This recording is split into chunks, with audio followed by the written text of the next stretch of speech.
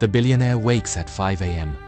Not because he wants to, but because the anxiety of losing what he has won't let him sleep past it. The monk also wakes at 5 a.m., but because the dawn is so beautiful and he doesn't want to miss it.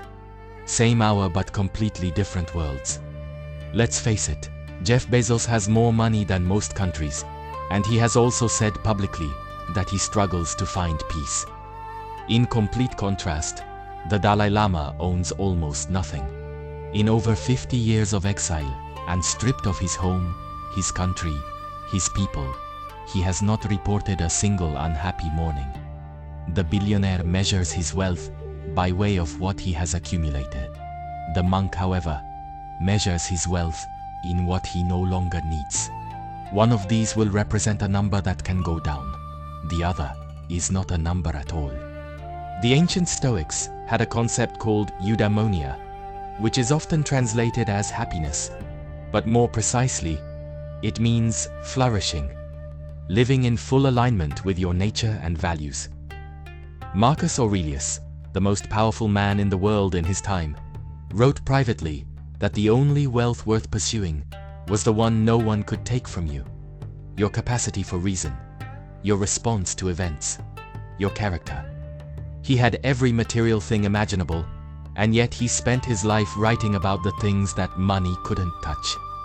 The Buddhist teachers put it more directly. Wealth consists not in having great possessions, but in having few wants. After all, the man with 10 million who wants 20 million is still poorer than the man with nothing who wants nothing. Desire is simply debt. Every craving is an outstanding balance. Now, please understand, I'm not telling you that money is bad. Even the monk needs to eat, and the temple needs a roof. There is nothing virtuous about poverty imposed by circumstance. But there is something worth examining in the poverty of presence that extreme financial wealth can impose. The billionaire who cannot sit for 5 minutes without checking his phone. The executive who cannot remember the last conversation he was fully present for.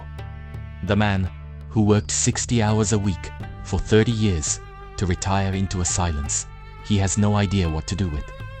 True wealth is waking up and wanting to be exactly where you are. Not planning the next thing, not managing the last thing. Just here, this day, this light, this breath. The monk has that every day. The billionaire is still working toward it.